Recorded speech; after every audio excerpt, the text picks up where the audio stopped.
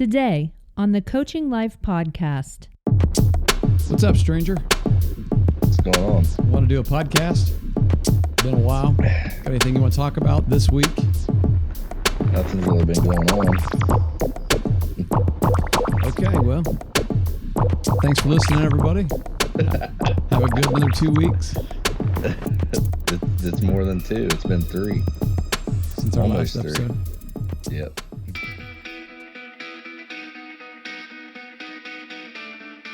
Hello, everyone. Welcome back to the Coaching Life podcast. I'm Pat Martin.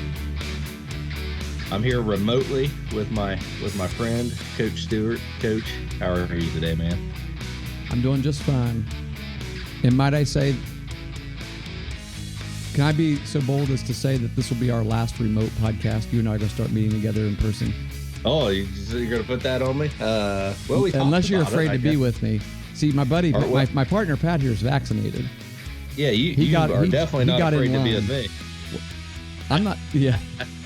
Oh no, I'm no longer afraid. You look a little sick, to be honest with you. You might have. Do you have any symptoms going on right now? You look a little tired. That's sunburn. Yeah. That's a symptom, I think. Fatigue. Being is tired, a symptom. fatigued. Yeah. Yeah. Yeah. I tell you, I'm tired right now, but I'm energized. I'm getting better. Yeah, I mean, you've had some side effects from your second shot, haven't you? Yeah. I don't know, 12 hours after I got it, I started to feel a little bad, started to run a fever, and had some, I guess, chills. When I run a fever, I have chills. That's probably a familiar something that happens, but you said you had vertigo? Maybe a little bit headache. No, not really. I've had a little bit of nausea here and there, but I'm feeling better now. So mine lasted almost, seems like maybe, I don't know, 4 hours, which. And that was yesterday. I guess you got it? I got the shot yesterday. Yeah. Oh, okay. Yeah. Woke up today feeling pretty good. Then had a meeting, and by the end of the meeting, I wasn't feeling great. So yeah, I kind of laid in bed a little while, and a few hours later, I got up, and I've been up ever since. I'm feeling pretty good. So, yeah, maybe we'll do that. Yeah, maybe we'll. Congratulations. The next. Well, thank you. Maybe the next time we do a podcast, we'll be doing it from our studio together.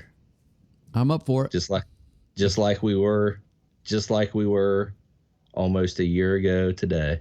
Yes. Nearly a year ago from this day that we're recording this podcast, which is March 12th. We just looked it up right before we came on air, hit the record button. 1 year ago. So March 16th of 2020 is when we were in the studio because we were both on campus, and it seemed like everything was canceling. People were being sent home everywhere. And we just sat down. I mean, whatever topic we had in mind to talk about, we just sort of scrapped it, and we said, this is the word right now. The word of the week is canceled. And it was episode 45. And it's weird to go back and consider that, listen to that. I don't want to go back and listen to it, to be quite honest. I'm tired we've lived this for a year, but it's wild. It really is wild, you know. It's funny how you can actually predict, you can determine how a person leans politically by what they are saying about the virus. Yeah. It's just, isn't that weird that literally everything that determines our worldview is politicized. Yeah. And that's the game. It's unfortunate that use anything because somewhere there in the middle, maybe a little further right or a little further left, somewhere there is a truth. Absolutely. There is the truth. Yeah. There is an absolute truth. I'm a believer in that. I hate this your truth and my truth thing. Truth is truth. I agree. Yeah. and it's in there somewhere. And we don't know what it is. You can't, it is impossible. Folks, if you're trying to get truth on your social media, you're just not going to get it. You're just not going to get it. There will always be a leaning one direction or the other. And so you just have to use your best judgment and discernment and wisdom and faith, Yeah. as well as reason. Right. Faith and reason are not antonyms. Yeah. They can both be. You try to control your perspective. Yeah. And that's tough to do in the world that we live in today. But it's something that we have to strive to do, because if we don't, we get ourselves in a lot of trouble. Yeah, yeah, you can.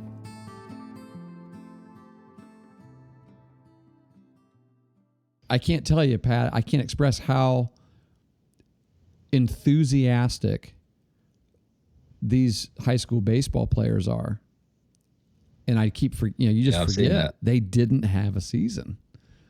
Yes. That's one of the things that I remember talking about is the fear of having these kids be gone, and having no practice and no workouts and not being prepared to start the season. And it's all of a sudden starting the season, and the impacts that would have on their body, on their arms, things like that. And that was one of the biggest concerns we had. And as it ended up, that wasn't a concern at all, because they didn't have a season. Right.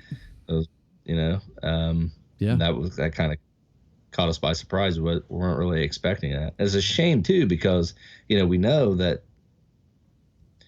by numbers, we're not in a better spot now than what we were last March.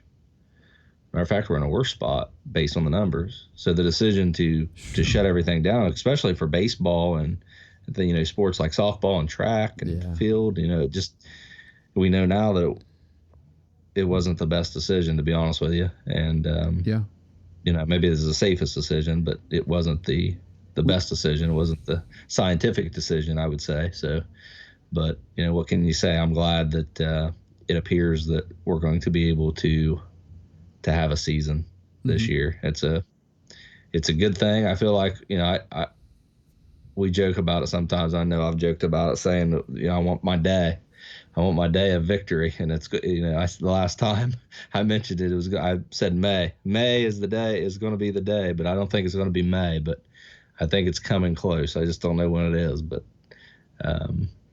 someday, I think in the near future, we'll be able to say we're beyond this. So at least that's what some experts are saying at this stage. So we were at one point hearing that was never going to happen, and now we've got some experts saying that it is going to happen. It's on the horizon. So I'm excited about that. I'm waiting for that day. Well, I'm going to be quite honest with you, Pat. I kind of feel like I'm there already. Just to be real honest. Not because we are as a society, but just because by my choice, I get up every day and I do what I want to do. And I don't worry about it. I don't get scared about it. I'm going to work. I don't see very many people when I'm actually at work, but so there's still a lot of that happening, remote work, remote meetings and such. Right. I have some interaction with students because we do have students working on campus, which I'm really grateful for. I love that. Love talking with them, seeing them face to face, even if it is behind a mask.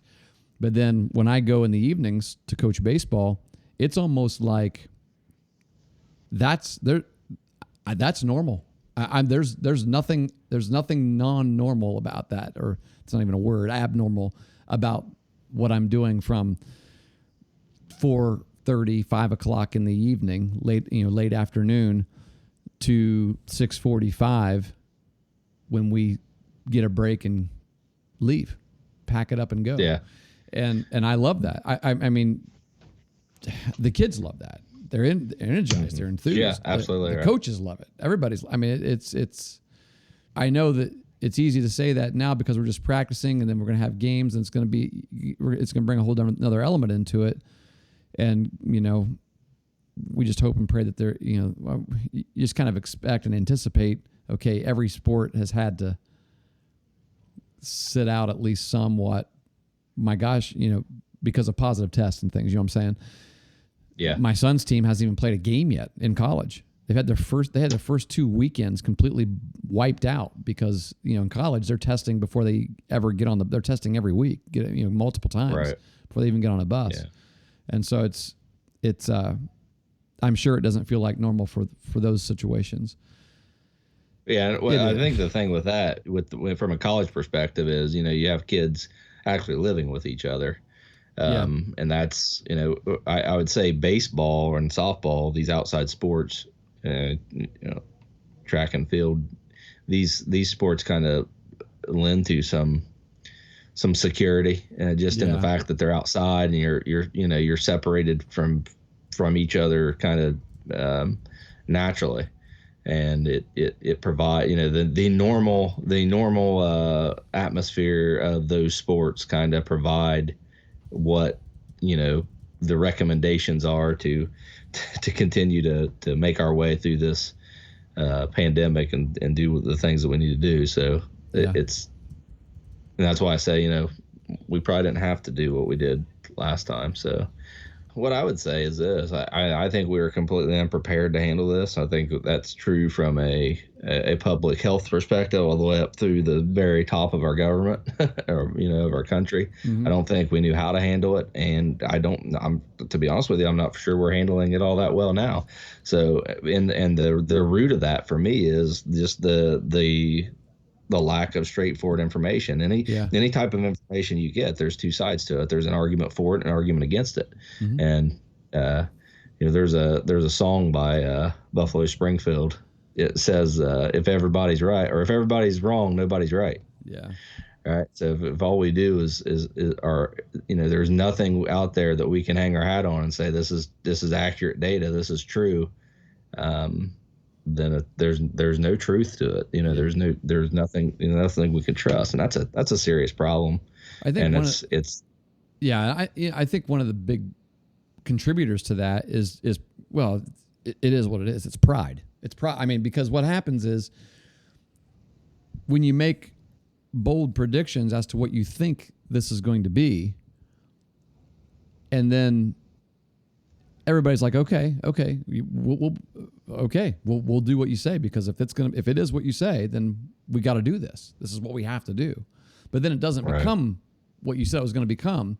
Well, now we got to figure out some other way to make what I said before not seem so far out and not seem so unreal. Like I was wrong, right? And so now we got to come up with something, some other thing to say. Well, it's like wearing masks, right? At first it was, no, you don't need to wear masks. In fact, it's not very healthy to wear masks. Well, then it was like, well, no, you need to wear masks to save your life. Well, then when you realize that didn't really matter, because you could actually see the particles, people were doing scientific tests on masks. You could see particles coming through, whatever that. Then it changed. Then it changed to, well, you don't wear it to save yourself. You wear it to save others. And then you know what I'm saying? Like, it's just, it's like, well, everything. And look, I've been wearing a mask. I'm not an anti-masker. I'm not a conspiracy theorist. Yeah. I'm just saying, same here. Right. I'm just saying that the story changes so much. And I think the biggest reason why the story changes so much, or people call it the goalposts get moved so much, is because every person in the world right now who is in the public eye, politician, scientific person, whoever it is, everyone is afraid to just say, you know what? I was wrong. I was off a little bit. And maybe I wasn't fully wrong. Maybe I wasn't completely wrong, but my numbers were a little off. And so, you know what? I mean, if baseball had been canceled last year, which it was, but we had been involved in this for a month or more, where we just completely locked down, shut our lives down or whatever. And then someone came back to us and said, you know what? Okay, we're going to adjust this a little bit because our numbers weren't exactly what we thought. And this isn't exactly I hate to say serious, because it is serious, but it's not as serious as they told us it was. It's just not. Well, the situation we find ourselves in, I think, is very serious because of the impact of what we've been through. You know what I mean? There are multiple variables of it now that makes it even more serious. That's been my argument from the beginning, is just the inconsistency in the approach that we've had to this, and it's hard to hard to deny that inconsistency is based on things like the fear of our politicians of wanting to get reelected. Yeah. And just the fear of being wrong. Because if anybody stands up and says, it goes back. If anybody stands up and says, "Hey, look, I admit I wasn't right on this," well, okay, you're probably not going to get reelected.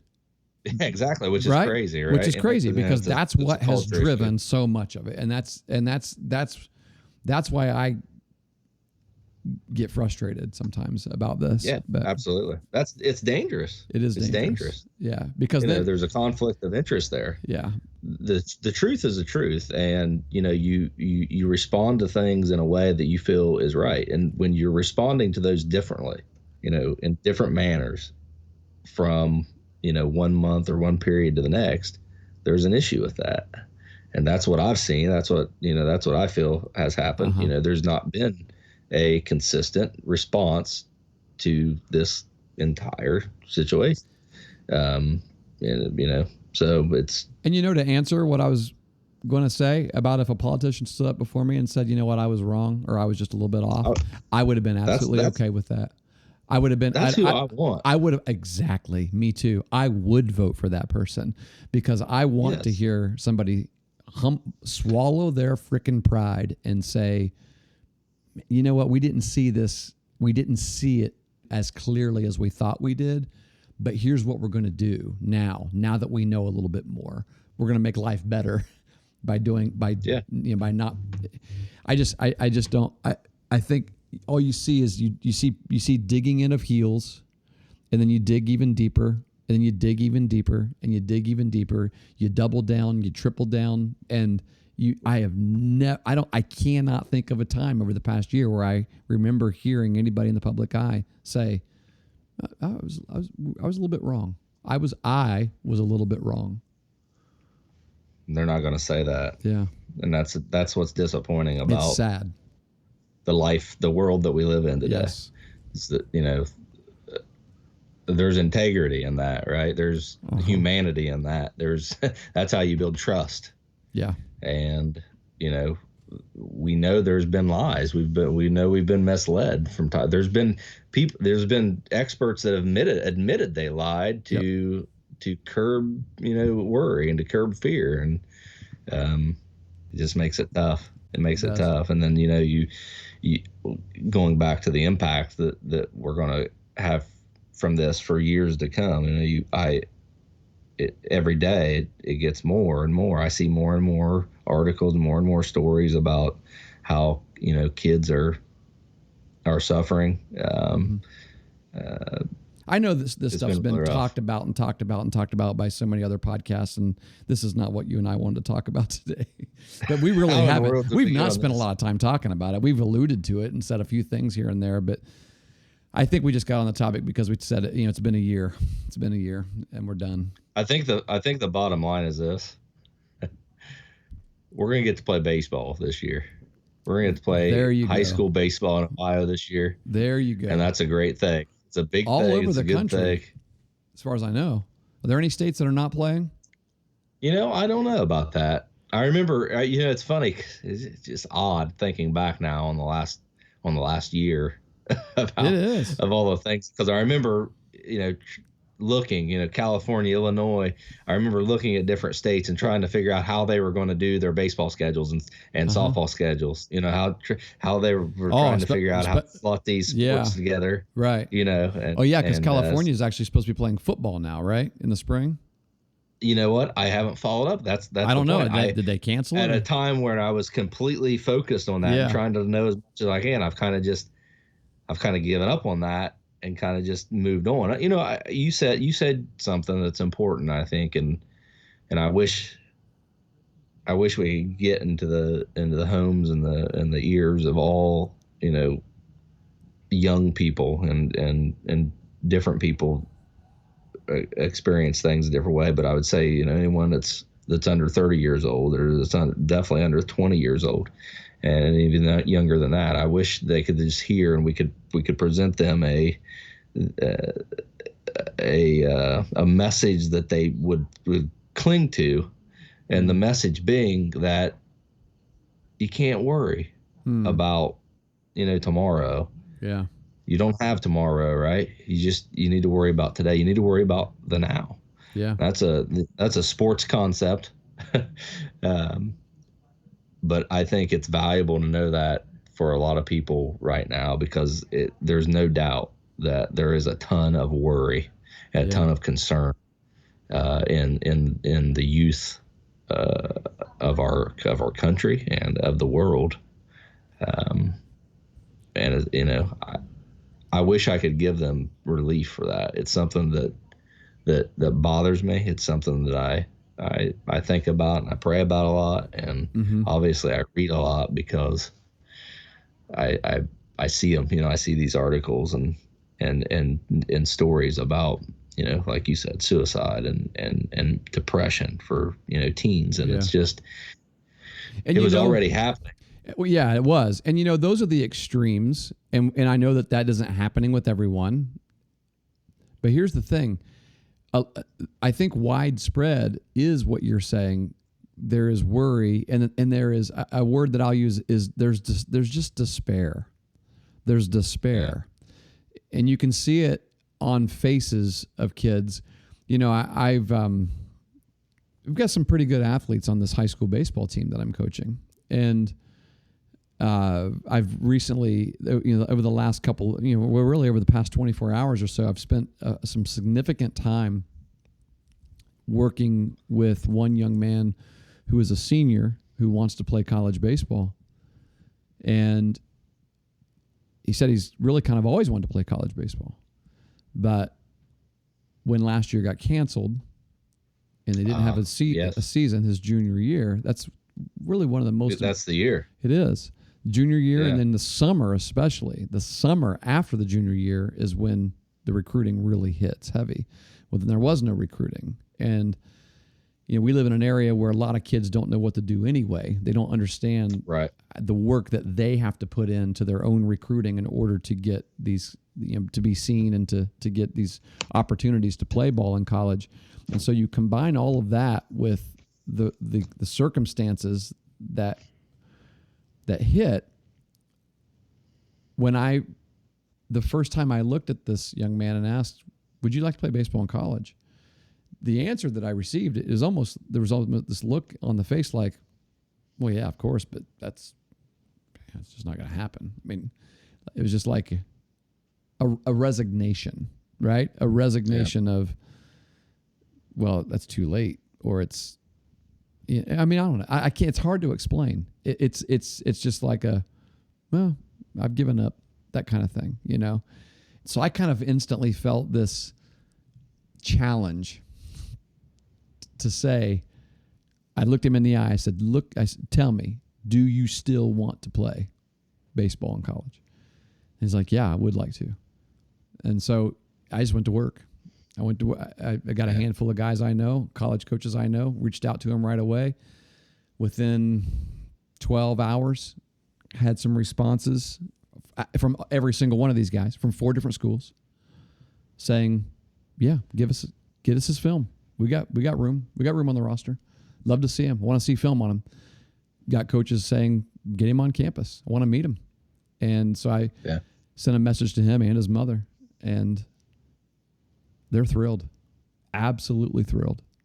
And I am too, because it's so refreshing and so good to see hope restored in these young people's eyes.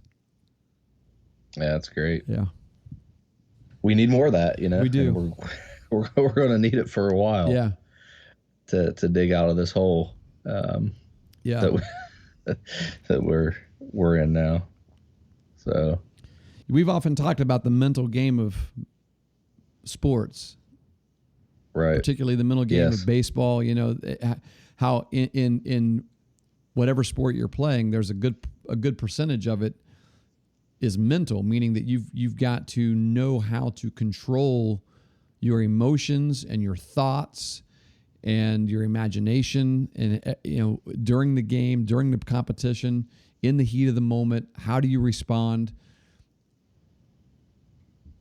to all circumstances and situations that take place in the game?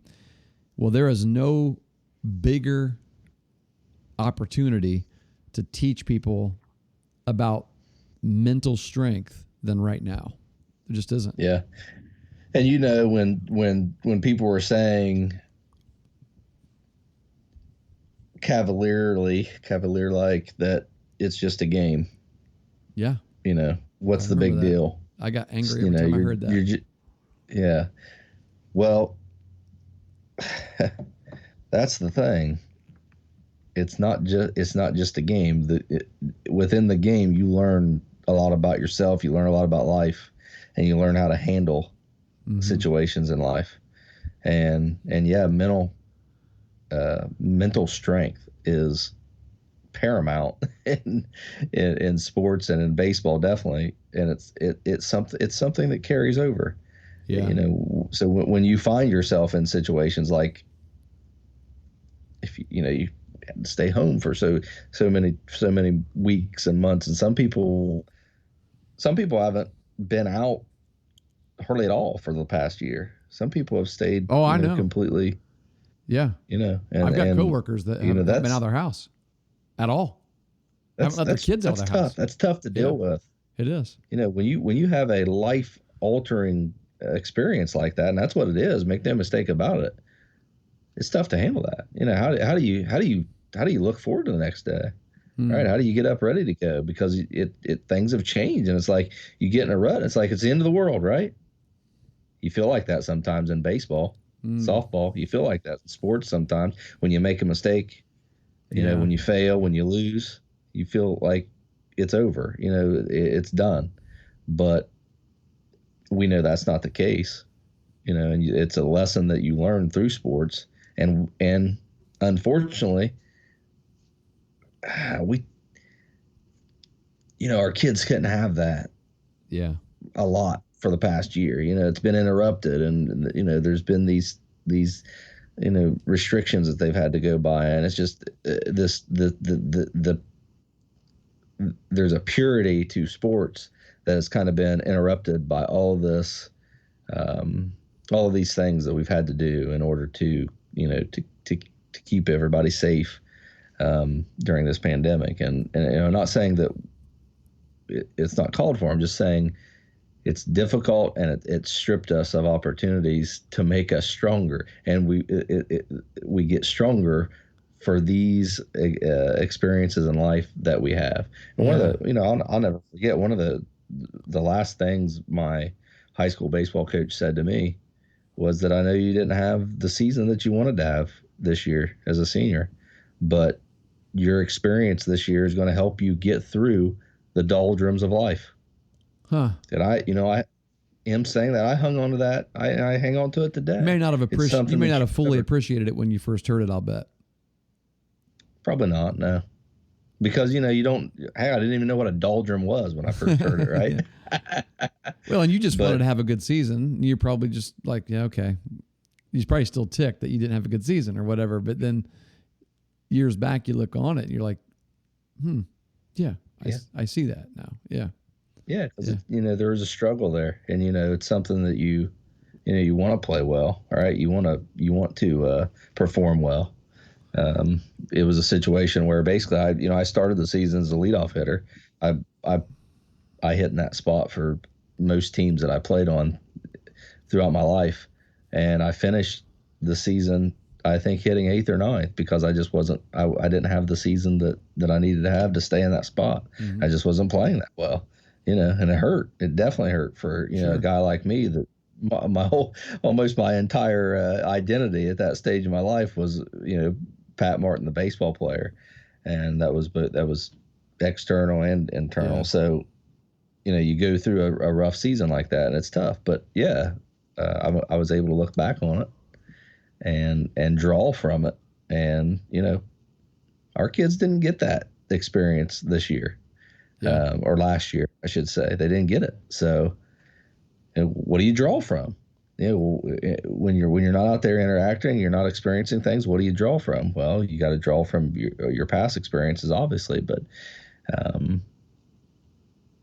we're just, some of that learning, some of that education was stripped away from them, and it's tough. Yeah, yeah. It's not just a game. It's not just a game. It's not just a game. It's life, right? It is life. That's what Augie said, right? Yes. Yes. It really is. He said it in a manner of words. Yeah, he added some words. More words. This is life. Coach, let's talk about the game a little bit. Okay. in terms of the mental, game of baseball. Yeah, the game of baseball. I know we've talked about this before, and you've asked me the question. I've asked you, but what percentage of the game of baseball is mental? I asked that very question to our team. Would have been one of our classroom sessions, either this past week or I think it was toward the end of last week, actually, where I just said, raise your hand right now. Everybody raise your hand. And I said, leave your hand up if you believe 50% of this game that we play is mental. And every hand remained up. And I said, leave your hand up if you think it is as high as 75%. Few hands went down, but the majority of the hands were up. And I said, leave your hands up if you believe that 90% of this game is mental. And a good portion of them went down, but there were still about 5 hands up. And so I stopped right there. And I said, okay, some of you believe it's 90. Some of you believe it's 75. That's a lot, right? I mean, you got to have some physical in there. We got to play the game. Got to be able to play it. It's not chess. So let's just go back to 50. We all agreed that it was 50% mental. And at least, right? At least. And so my question then was, if 50% of this game is mental, then, and we believe that we should practice the fundamentals, like we should focus our practice plan and our practice time on getting better at the fundamentals of the game, the most important aspects of the game. And I would say, everybody would agree. Ground balls, fly balls, pitching, catching, throwing, catching, hitting. Those are all aspects of the game. And if I were to ask, how often do you get a ground ball in a game? Shortstop. How many ground balls do you get in a game? If you had a big game where a lot of balls were hit to you, you may have fielded 6. Yeah. Right? 6 ground balls. Yep. Yet that's a lot, right? Yeah. It would be a lot for a game, I think. Yep. Six assists, that's a lot in a game. Yep. Where there's going to be 35 or so at bats, 6 of them came your way. All right, that's not 50%, right? Yep. But we spent a lot of time fielding ground balls in practice. So my next question was, well, if we all believe that 50% of this game is mental, what percentage of our practice is focused on helping you get better with the mental aspect of the game? So think back to your youth days. Think back to when you were in biddy ball, t-ball, coach pitch, pee-wee, little league, whatever you call it, all the way up to now, high school. Can you tell me if you have spent 50% of your baseball career practicing the mental game, thinking about it, getting better at it, figuring out ways to get better? And then, of course, they were dumbfounded. They were like, well, no. And then, the next question is, well, how do you do that? How is it done? How do I practice this? Well, you can. You really can. And you should. Yeah. Yeah. So I agree. Yeah. I think it's at least 50%. I think it's more than 50%. And the reason I would say that is because all those things that you listed, fielding a ground ball, catching a fly ball, hitting, pitching, you can do all of those things mechanically bad with a great mental approach. So if you have a great mental approach, you have confidence, you know that you're going to be able to succeed when you're called on to do one of those things, you can succeed. Yeah. But you can have the greatest mechanics and great talent and a poor mental approach, and you'll fail at those things more than you'll succeed. That is especially true with hitting. Absolutely. Absolutely true. Yes. You've got some kids who are just cage rats, and they hit cage bombs, and their swing looks absolutely beautiful. But then you're dumbfounded because in a game they can't hit a lick. Yep. They don't know how to compete. They don't know what they don't understand the mental approach and the mental aspect of the game. Meaning, it's more than just being positive and having a positive word to say, and taking a deep breath and refocusing and all that. That's all part of it. That's all part of the, having a plan and a system for how you're going to handle adversity. That's one aspect of the mental game. But when we talk about the mental game, we're also talking about having a pretty good idea. For example, let's isolate it to hitting here for a second. Having a pretty good idea of what pitch you're looking for and what pitch you're probably going to see when you get in the box, and depending on what the count is, what pitch you're probably going to see. What I mean by that is this. So many things that people take this so much for granted in the game of baseball because we don't learn how to do it when we're growing up. We just think that when we're standing in the dugout, we're just waiting to bat, or we're waiting until it's our turn. When we're standing in the dugout, this is rest time from playing defense, right? So it's screw around time. It's mom bring me a Gatorade time. It's spit sunflower seeds time. It's cheer time. But it's not. It's none of that. That's not what any of that. You're still in the game. And what I mean by that is you can be learning the game and learning. You could get better for your at bat while you're standing in that dugout. You can have a mental at bat. With every hitter that's coming up to bat before you, you can have a mental at bat by taking notes. I think everybody in the dugout should have a little notebook, and you should chart. Which we at least do this with one chart. We actually use 2 or 3 to do this. Every single pitch, write it down. What was it? What was the count when he threw that pitch? What did he throw? What did he back it up with? Okay, guy hit he laced a foul ball down the left field line. What's he back that pitch up with? How often does he throw that? What's he throw next? And how often? Because what I'm saying is, when you do that and you pay that close attention and you take those kinds of notes, whether they're physical notes, right, where you write it down, or they're mental notes where you're watching, you can then get in the batter's box and have a better educated guess of what pitch is coming. And that's the key. Right. Ted Williams said, people asked Ted Williams, so Ted, do you adjust to certain pitches, or do you guess? And he said, I guess. But he said, here's the thing. Yep. It's not much of a guess when he said, my guess is very educated, because he did this. He studied pitchers. He saw patterns that they got into. And so he said, when I step in that box, it's a guess, but I know, because this guy 95% of the time on 2-0, he throws a fastball. So I know if I get to 2-0, I'm going to see the pitch I want, and I'm going to be ready to hammer it. And that's it. He's like, sometimes you get in there and you got a pretty good guess. What I feel like is an educated guess of what he's going to throw in this situation. Usually in this situation where I'm down 1-2, he's going to throw a curveball. And so I'm going to sit on a curveball. I'm going to expect it. And he zipped a fastball by me. I got beat. Tip your hat. And that's what it's about. Yeah, you take that, right? Yeah, it happens. But the reality is, a lot of kids don't think like that. They just don't. I mean, that's all. This is all the mental game. And it's constantly happening throughout when you're on defense, it's not hard to see when you look at kids' swings, the opponent swings. It's not hard to see. A kid steps in the box and he fouls off 3 pitches late.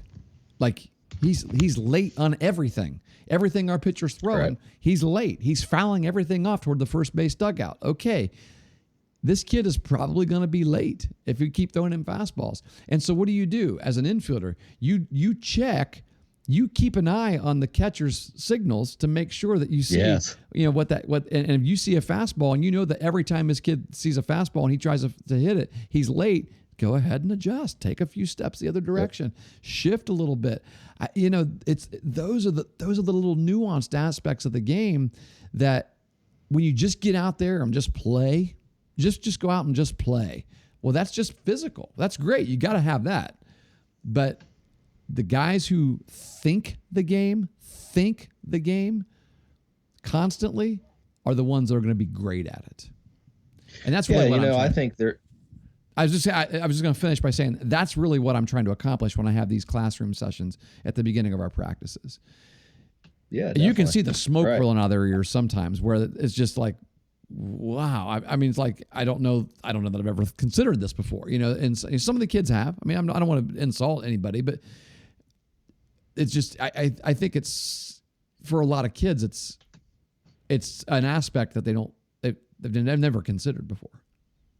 Well, I think one of the main reasons that is because we're so result oriented, and the only thing that matters to us on a baseball field, as parents and as players, a lot of times is what happened at the end of the play. Did I make it on base? Did I hit a home run? Did I get a strikeout? What it is. But I think we need to shift that focus as coaches and as parents to what led us to the result. What were you thinking there? Yeah. What could have went different? What did you learn? Right? How are we getting better? And I think if we change that, if we change the way that we look at the game, it would solve a lot of problems. I thought, what did I find the other day that I sent you? I can't remember what the quote was, but it was basically, encouraging coaches, because one of the things that, well, there's really two things that people consistently complain about in terms of youth sports, and that is how much my kid plays or what position my kid plays, right? Mm-hmm. And as coaches, we're trying to relay a message that it doesn't really matter how much your kid plays or where they play. It matters, how they're contributing to the team and how what their role is on the team. And I remember what the tweet was. Now I think it was a tweet. It basically said, if we're going to sell parents on the idea of playing time and position isn't the most important things, we got to do more than just say it. We got to provide metrics. We got to provide insight. We got to provide discussion around the value that a player has to a program outside of how much they play and what their position is. I know that's something you're already doing. I know that people have roles in your games when they're not in the game. Yeah. And we talked about that the other day. We kind of listed some spots, some responsibilities, and I looked down that list, and some of the was charting pitches, keeping radar. There were some things like that, and all of the things that you had listed were going to be done by players not in the game. However, my response was, they are every single one of those they are. Yeah. Then they're having an actual direct impact on the success of the team. If not in that immediate, out of that game, which most of them do, then in the next game. Absolutely. And I don't think we talk about that enough. No. So it kind of goes hand in hand with the mental aspect of the game. We're too worried about that result. We're too worried about what's actually going on at the end of a play, as opposed to what happened to get there, or what's going on to get there. And that's why baseball's so great. I mean, you can do it with other sports as well, but there's so much to know and to learn and to take action on in the game of baseball. That's why it's such a great game. It is. We have a sign in our dugout that says, we may not all be on the field, but we are all in the game. Yes. And that's exactly what you just explained in terms of some of those roles is exactly what we mean by that. We before we scrimmaged this past week, one of the things that we did on the night of the scrimmage was I introduced them to the. By the way, I found the tweet that you're talking about. It's by Better Way Athletics, and it says this. It says, coaches, if the only thing we measure is playing time and performance, then don't be upset when parents only complain about playing time and performance. Create a new scoreboard. So it's a message to coaches. Create a new scoreboard that measures more than outcomes. Most often it's not playing time, but rather validation that they desire. And that is so true. Now, this doesn't solve the problem of parents getting upset about playing time, because that's really all they want. The kids, however, want that validation of, I really want to feel like I'm part of the team. And I'll tell you, man, I know it was just a scrimmage, but when we put jobs in every single person's hand during the scrimmage, And I'm talking, we had everybody there. So varsity JV together, so 23 kids there, all in the same place, in that same small little rat cage dugout, right? that we just opened up today. Not anymore. Knocked the front face off of that baby, so we got an open dugout now. It looks really good. It does, yeah. I'm really excited about that. And we got to get the other one tomorrow morning. But I listed all of these things on our marker board in the locker room. I said, here's what we've got. These are in-game jobs, and every single one of these jobs are going to be done by people who are not on the field or in the batting order, the lineup at that time. And there were at least 11 or 12 different things, like you said. Two of those are bullpen catchers. You got two bullpen catchers, one in the bullpen and one on the field. One that's going to be basically filling in for the in-game catcher when that guy's not ready. He's out on base or he made the last out or something. Quality at bats chart, A3P chart for our pitchers, attack in 3 pitch, in 3 pitches. Quality innings chart, which is a defensive chart. Pitch location and radar gun chart. What's our velo look like on all of our different pitches? I got a dugout organizer, someone who is in charge of the dugout, making sure that it's organized at all times. Meaning, when we get 2 outs, you know where everyone's stuff is, and not just know where everyone's stuff is, you know who's picking each other up. And so this dugout organizer is somebody who's not in the game, but they are organizing. They're going to make sure, okay, our shortstop is out on second base right now, and we've got 2 outs. And so you find the second baseman and you say, hey, here's our shortstop stuff. Here's his hat and his glove and everything. With 2 outs, you're running it out to him. That dugout organizer has the 3 baseballs in his hand at all times. As soon as we come off the field, he tosses one to the first baseman, one to the center fielder, and he keeps one for himself because he's warming up the right fielder or he's warming up the left fielder, depending on what dugout we're in. There's a lot. And what that dugout organizer is doing is he's making things more efficient for us to get on and off the field, because we want to control the pace of the game. We want to control the pace of the game. We want to get on the field, get 2 rounds of warm up, ground balls, 5 pitches from our pitcher, throw the ball down, whip it around the infield, be ready to go before their on deck batter is ready to go. And the opposite we want to be true. He's still putting his helmet on, his gloves, and the umpire is going, come on, batter, come on, batter, come on, batter. He's rushing him, not us. We want to be the ones that are in charge of the pace. What part of the game does that impact most, do you think? The mental part, you think? Absolutely. Yeah. If you're in charge. When you know you're in charge, buddy, there's a huge difference there. Yeah. Definitely. From a pitcher hitter perspective, the more dominant you are, the more successful you are at those situations. I'm telling you now, it's why we tell hitters to grab the barrel of that bat. Grab the barrel. That when you walk to the box, don't grab the handle by your fingertips and drag it up there with your shoulders slumped and get in the box, look like you're reluctant to hit. When from the time you leave the on deck circle, you grab your fist around the barrel of that bat and you walk like you're the biggest giant on the earth with your chest puffed out, maybe even looking out at that pitcher as you get in the box, and you get yourself ready in there and you go through your routine and you're ready to go, and you look like I am about to knock this ball right through your hat. When you pitch it in there, there's a little gamesmanship that takes place there in that moment before an at bat between a pitcher and a hitter, and that is like you said, who's more dominant here? Who's more dominant? The other day we were doing live at bats. We were doing live. We didn't get to pitch all the guys we wanted to pitch in the scrimmage the other night, and so the very next day in practice, the guys that didn't get to pitch in the scrimmage, they threw live bullpens. Toward the end, we'd spent our last hour doing live bullpens. We had about 5 pitchers we wanted to throw. So we ended up in one of the groups. We had a senior on the mound and a senior up to bat, 2 really good athletes, top athletes. And I'm like, this is going to be good. This is going to be really good right here. This is going to be a great battle between these 2. And let's see, the hitter went down 1-2, and then the pitcher threw a couple balls, and then the hitter full count. The pitcher throws a curveball. There's a runner in second base. He just went nuts when he saw this. A curveball, and I'm not kidding you, man. It looked like it broke right before it hit the catcher's mitt. I mean, it was hard, late breaking curveball, exactly what you want to see.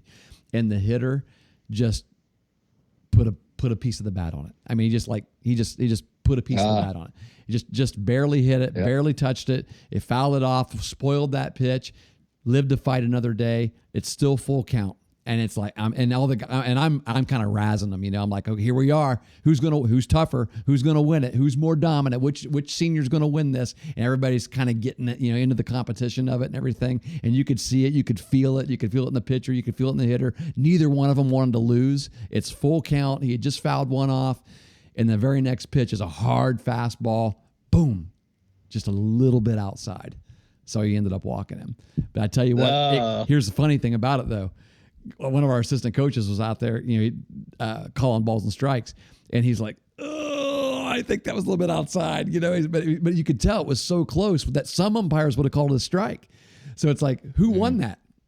Who won that? I mean, it happened exactly the way I thought it would. They both battled it so well, It's just, and I don't know. I don't know how I got onto that topic, but it was, how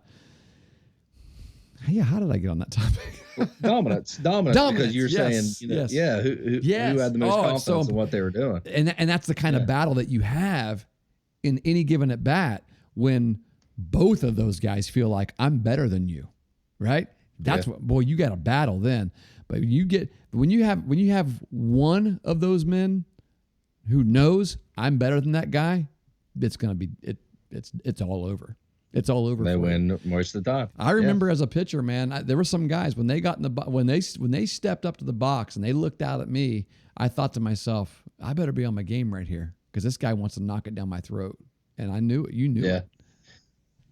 That's kind of why I'm so against this idea of if a batter gets hit, the pitcher, apologizing to him or something like that, or to her, or whatever it is. Well, sure. Just because, for me, that's one of the main. Honestly, sometimes it's not a bad thing that you hit a hitter. There's, as a matter of fact, there's strategy in that. I'm not saying that I teach my pitchers to do that, right? But in all honesty, you definitely assert some control over the plate when you back a hitter off of it, or right. The next person up, and you sometimes you just miss. Well, the next guy's going to be thinking about it. Right.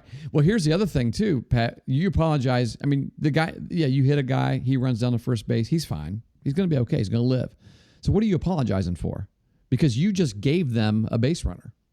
Right. You're apologizing for giving them a gift? That doesn't make any sense. Like, I don't give a gift at Christmas and say, "Oh, I'm sorry for this." Right? I'm sorry for that. Well, no, it's a gift. You just, that's what we want to look at the way we want to look at it as an offensive team. You get hit. Thank you. Thank you very much. Do it again. Hit us again. Hey, you hit us 4 times. We're going to score a run. I mean, that's a free gift. You can tell the Eastern Eagles have been coached up on that, because the first batter that I saw on the stream of the scrimmage, he took one. Yep, got hit. And got hit in the back of the shoulder. He might as well have been scoring by the sound that was coming from the dugout, because it was a celebration. That was good to hear. And how did he go to first base? Did he throw his bat and walk and rub it? No. It was a win, right? It was a hard 90. It wasn't a bad thing. Yeah. It wasn't a bad thing. It was a good thing. It was a victory. That's good stuff. Boy, I'm glad it's baseball season. I am too. There's a lot better things to talk about when it's baseball season. Yeah. Yep. There's a low hum. Is that coming from your end or mine? I don't know. Yeah, I don't know. Well. Yeah. Hopefully we are able to get together to talk sooner than what we have since our last podcast. But I'm just waiting on you, bub. Yeah. You just got to make the trip. You're there every day. Yep, make the trip. We'll go get it done. All right, maybe we can work something out there. And It'd be good. Maybe even get some buy one get one wings. The BOGOs. Hit the B-dubs. That sounds good. Well, it was good talking to you. Yeah.